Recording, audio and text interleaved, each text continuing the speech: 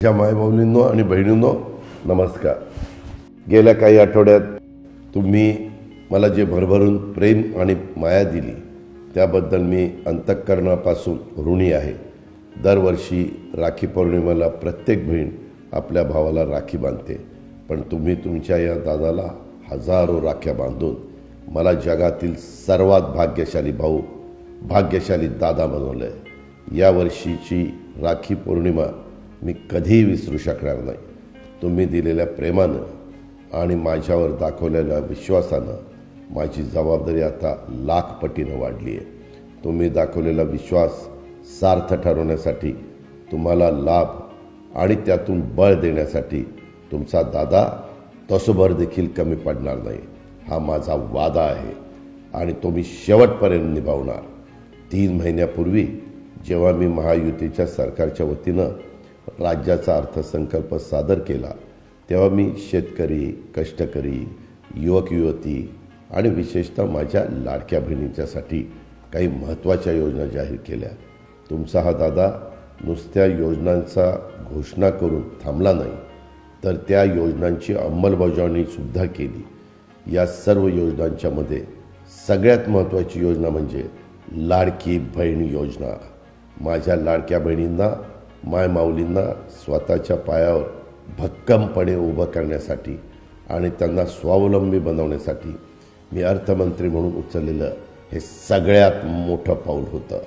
दुर्दैवाने आमचे विरोधक लाडकी बहीण योजनेसंबंधी माझ्या मायमाऊलींच्या मनात भ्रम पसरवत आहेत। जेव्हा मी लाडकी बहीण योजना जाहीर केली तेव्हा विरोधक म्हणत होते की या योजनेची अंमलबजावणी शक्य नाही।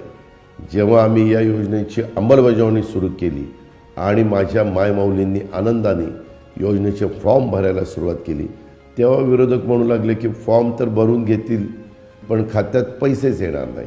आणि जेव्हा माझ्या बहिणींच्या खात्यात आता 5 महिन्यांचे मिळून 7,500 रुपये जमा होऊ लागले तेव्हा भेदरलेले आणि घाबरलेले विरोधक म्हणू लागले की आता पैसे येत असले तरी निवडणुकीनंतर येणारच नाही। आमचे विरोधक प्रत्येक वेळी खोटा बिनबुडाचा प्रचार करतात आणि तुमचा दादा तुम्हाला दिलेल्या शब्दाप्रमाणे तुमच्या खात्यात पैसे जमा करत राहिला आणि यापुढेही तुमच्या खात्यात दर महिन्याला न चुकता पैसे येत राहतील। आम्ही जसं राखी पौर्णिमेला बहिणींना ओवाळणी दिली तशीच ओवाळणी भाऊबीजेच्या निमित्तानं सुद्धा देत आहोत। येत्या विधानसभा निवडणुकीनंतर आमचं महायुतीचं सरकार लाडकी बहीण योजनेअंतर्गत मिळणारी रक्कम वाढवण्याचा निश्चित प्रयत्न करेल। हे राज्यातील मायमाऊली आणि बहिणींच्यासाठी उचललेलं एक ऐतिहासिक पाऊल असेल, याची माझ्या लाडक्या बहिणींनी नोंद घ्यावी। याला जोडूनच मी अजून एक महत्त्वाची गोष्ट माझ्या बहिणींना सांगू इच्छितो की माझ्या काही विरोधकांनी उघडपणे जाहीर केलं आहे की निवडणुका संपल्यानंतर ते ही योजना बंद करतील। महाराष्ट्रातील करोडो बहिणींना संसाराचा गाडा हाकण्यासाठी, मुलांच्या शिक्षणात मदत करण्यासाठी, त्यांना त्यांच्या पायावर सक्षमपणे उभं राहण्यास मदत करणाऱ्या लाडक्या बहीण योजनेला विरोधक बंद करण्याचं स्वप्न बघत आहेत। परंतु तुम्ही बांधलेल्या आणि पाठवलेल्या प्रत्येक राखीची शपथ घेऊन सांगतो, तुमचा दादा ही योजना बंद होऊ देणार नाही।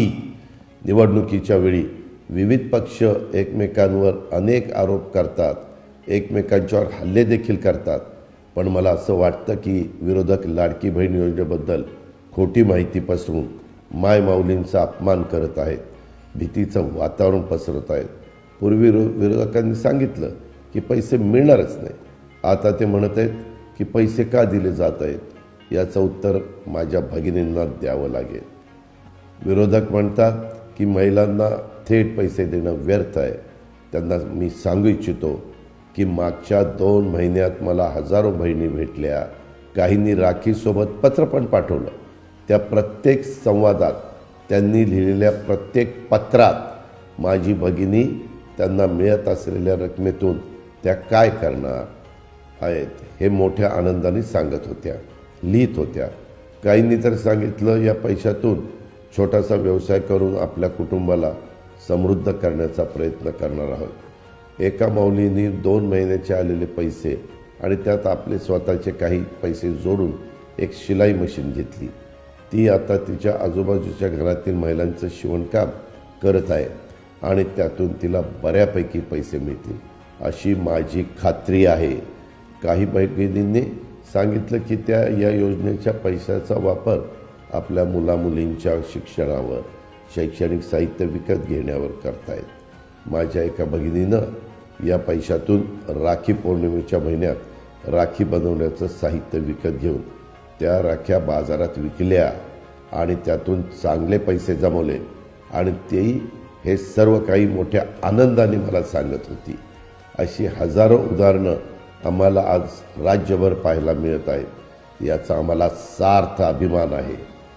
महाराष्ट्रातील करोडो महिलांच्या स्वप्नांसाठी आणि त्यांच्या मुलामुलींच्यासाठी, भविष्यासाठी लाडकी बहीण योजना एक आधार बनत आहे. याचा मला अत्यंत आनंद होत आहे. म्हणून विरोधकांना माझी हात जोडून विनंती आहे की तुम्हाला मला जी शिवीगाळ करायची आहे ती निश्चित करत राहा, पण लाडकी बहीण योजनेच्या माध्यमातून करोडो कुटुंबाचे स्वप्न जोडले गेले आहे. कृपया या योजनेसंदर्भात खोटी माहिती पसरून त्या स्वप्नांची राख रांगोळी करू नका. आणि मला खात्री आहे महाराष्ट्रातील माझ्या बहिणी, मायमाऊली ही योजना बंद करण्याचं स्वप्न बघणाऱ्यांना येत्या निवडणुकीत धडाच शिकवतील. तुमच्या प्रेमासाठी आणि आशीर्वादासाठी पुन्हा एकदा धन्यवाद. नमस्कार.